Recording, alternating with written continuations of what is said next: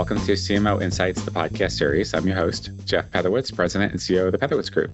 Today, as our guest, we have Warren Sallata, who is Chief Marketing Officer of Ricoh North America. Warren, welcome to the program.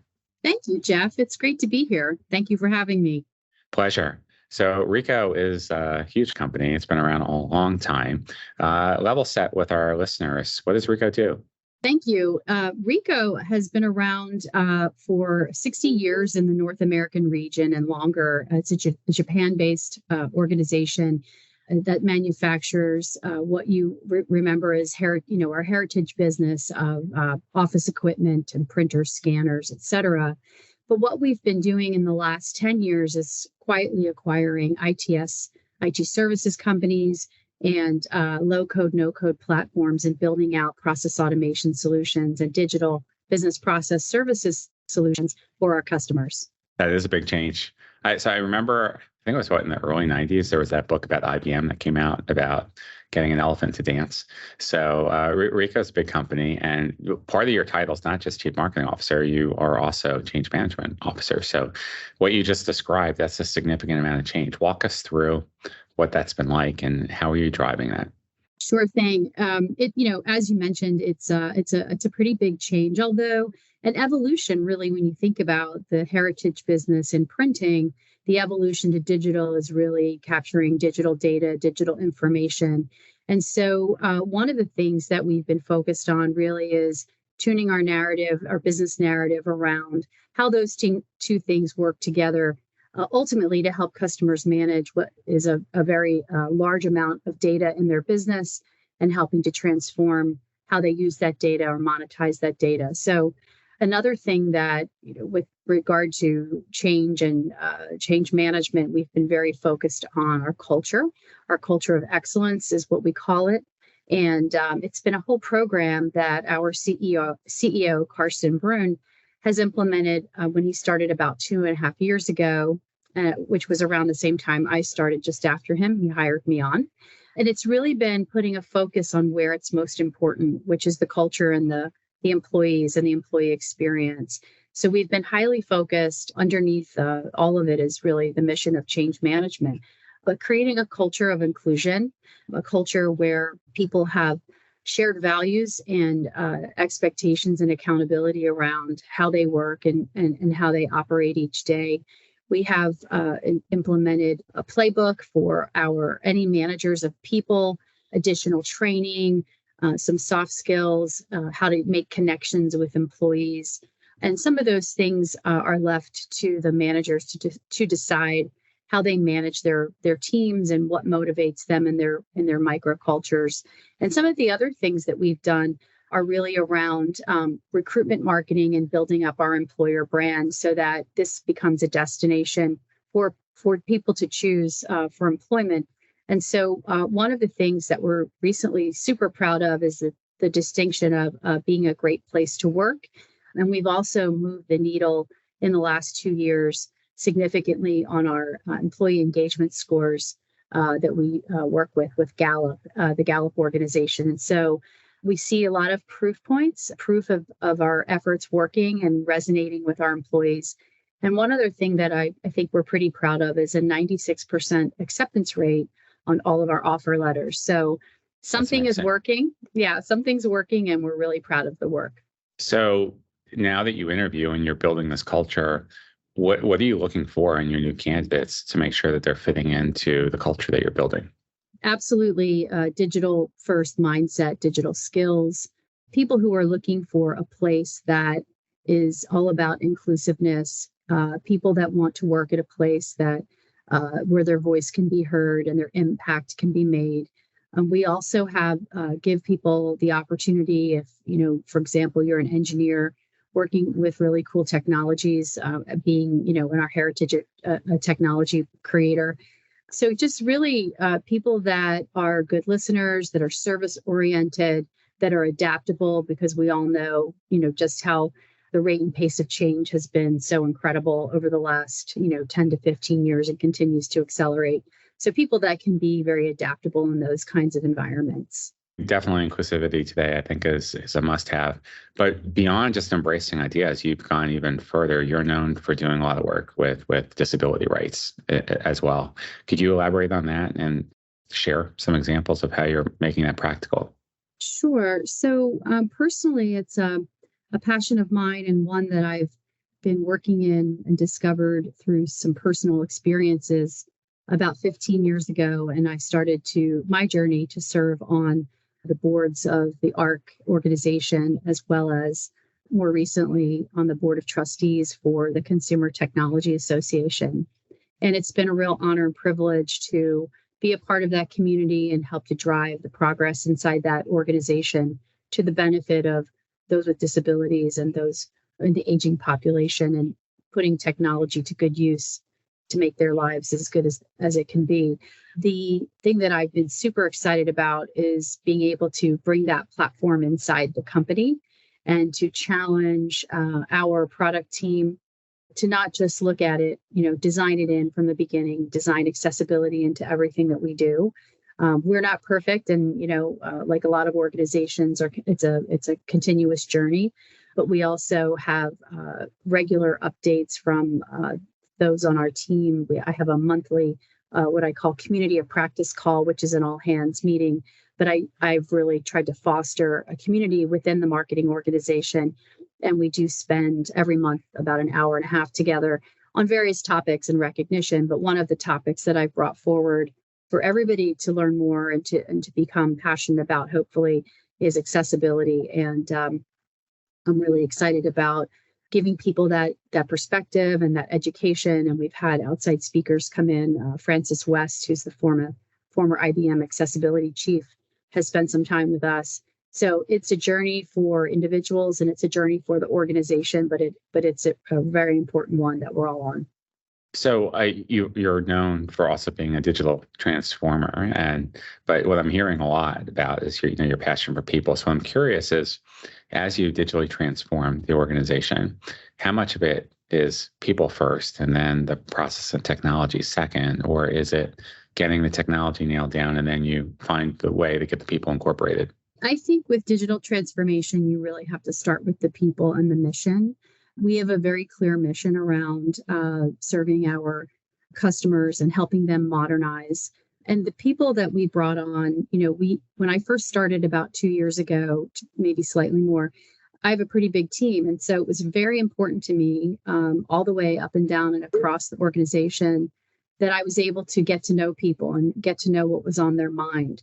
And I think that was a really important first step for me to understand what was the collective mindset, what were the collective issues.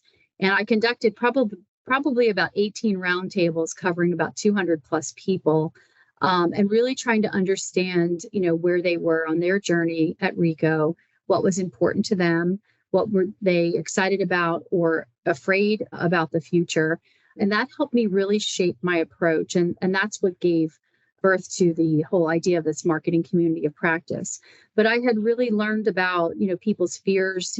There had been pretty significant cuts before I arrived, and people were unwilling or afraid to make a decision. They didn't want to be the person that made the wrong decision. So we had to kind of put a culture of innovation, and test and learn mindset into play. I also learned that we needed to skill up our digital mindset and capability and really become a digital first organization. And so that was another learning. And the result of that was I put a big focus on learning and development at all levels. And I asked people to commit and choose, and also to share and set their intention so that we could all really be on that journey together. I think that's fantastic. And some of those themes that you talked about, fear, uncertainty, are also now coming to bear with all the news about AI. I mean, you can't go anywhere without it being talked about in some way. What are you doing at Ricoh to embrace AI? And now that you've built a strong culture, are there fresh fears that AI is going to take over some of their jobs? Or do you feel like the team's gotten to a point where it's more of a constructive dialogue? I think it's a constructive dialogue, and I also think that we're all learning, right? I think with ChatGPT being unleashed on all of us, I think we had to quickly name somebody who would lead any kind of marketing use cases and testing and learning about how we could use those tools to our great advantage. So we have an active project right now where we're building out a common understanding of where we use it to focus and what are some of the good ideas. So that's a kind of a squad of people looking into it, working with some of the team leads to figure out how we can best implement it. On another vector, we've used AI in our solutions on our low code, no code development efforts. So it's not unfamiliar to us, but certainly taking more of a front seat in accelerating our product development and our product roadmap. Well, a lot of CMOs, they know they need to embrace it, but they're just not sure where to start because it's coming at them so quickly. They're being asked by their CEO, what are you going to do about it? They're being asked by their team. What's your overall approach? Do you have a structure in place to kind of bring this into your organization? That's what I have the squad looking at. So I have somebody whose day job is to lead marketing and competitive intelligence, and I tend to pull together some of the more forward-thinking digital leaders inside our organization to figure out where we can place some bets and potentially implement change some of our processes between and among the different sub-functions in the organization, and really finding the most appropriate use cases for us at Ricoh to help us accelerate, perhaps move to more higher value work, and to create some efficiency with time. That's awesome. I think for so many executives, they're just still trying to figure it out. So it sounds like you've got a good plan in place. Shifting gears, you really had a good, strong progression in your career. Looking back, even before you got into marketing, are there things that shaped you or models or sports that you participated in that kind of gave you a framework for how to engage? Absolutely. So, I grew up in a family that was very athletic. My sport was figure skating, and so I was a pretty competitive skater from an early age, and it was probably my first love. But being in a sport like that and really, just spending so much time doing it really helped me learn a lot of different things: focus, teamwork, adaptability, managing changing situations. An example would be preparing for many months for a competition and getting injured and then not being able to compete, and being able to manage it through adversity and things like that. So lots of relevant skills and experiences that served me well throughout my education and into my career. And I think that the family that I came from was my mother was a huge role model for me. She was a young mother, but was a young working mother, and started her own business and became a pretty successful small business entrepreneur for 30 years, and somehow managed to raise 3 children as well. So lots of early lessons and early examples of how to manage work and aspiration and quality of life. So I feel very fortunate about that. Do you provide any mentorship to other CMOs or other leaders? I do. I have really enjoyed one of the projects that we started inside of marketing is to set up a mentor-mentee relationship program inside of marketing. It's somewhat informal, but we do have a little bit of structure, and I'm super proud. The female leaders on my direct reports team took the initiative to set that up and to really give back and help informally mentor the women inside of marketing. And so far, we've had a really great response to that. And pairing some of the mentees with their mentors has given them an opportunity to have some level of sponsorship, some level of coaching, and just a resource to answer any questions or help them navigate difficult situations. So I'm super proud of that. Personally, I do have a few people that I talk to on a regular basis that are not inside of Ricoh, and that's very rewarding for me. I've been able to help share my experience and how I've handled different things over the years with people who are early in their careers. So what advice would you give to aspiring young women who are just getting started in marketing and dreams dream of becoming CMOs one day themselves? It's such a great question. I think the absolute, number one thing would be to have a general manager mindset and to be a business leader first, to really understand why you're doing marketing and how does that relate to driving the business. I know that's probably a pretty difficult thing to think about when you're just out of college, or maybe you're a couple years out and you're just getting your feet into things.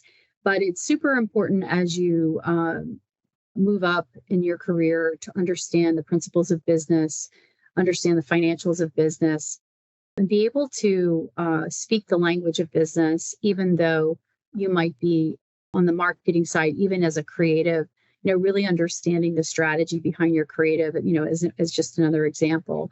And I think that there's plenty of resources available out in the world on the web that you can tap into to really get that kind of education if it was not part of your training on the way through college, or post-secondary training of any kind. I think early in your career, you stepped outside of marketing briefly, right, into a service role. What was that experience like, and would you recommend for aspiring marketing leaders to try on some different roles as they grow? Absolutely. I did go kicking and screaming, and I'm actually still friends with the boss at the time who suggested I do that. But the scenario was I was probably about 5 or 10 years into my career, and I was the lone marketing leader at the time in the organization I was in, and there was a spot that opened up in client delivery. And my boss brought it forward and said, you've done so much with marketing, with customer and public information and customer education. Why don't you take this role and get some experience managing the P&L and some operational things? And I said, well, no, I don't think that's where I want to head. And with a little bit more encouragement, I did end up doing that for about almost, I think, 2.5, maybe 3 years, where I was in client service delivery, managing a contract as a program manager, really, just frontline with the customers and clients, implementing systems integration projects, and really responsible for the P&L and all of the operational metrics and delivery. So it was a really great experience. I was very fortunate that I was able to spin back into a marketing role after that. But it has served you me definitely very well. advocate people do some different things, get some different perspectives. Exactly. Yeah. And that client-facing experience is hugely valuable. And I would say that's another suggestion or advice for somebody, coming up and wanting to be a CMO, is to really hone your skills around being client-facing. Okay. So what's next for you, and what's next for Ricoh? Well, Ricoh is on a tremendous path of growth and growing our services business, and pivoting from our 100% hardware business into our business, digital business process services business, helping our clients grow and change themselves. So very exciting things on the horizon with our portfolio and our products. For me personally, just continuing to stay on this journey to help drive awareness of our brand, of our business narrative, helping to change the technology and really build out a world-class customer experience that's next on our list to tackle, making it a lot easier for our customers to do business with us. So lots of big, exciting projects. Fantastic. Well, Lauren, it's easy to see why you've been so tremendously successful and such an inspiration for so many. Thank you for being on the program today. Thank you, Jeff. It's been my pleasure. I appreciate it. You got it.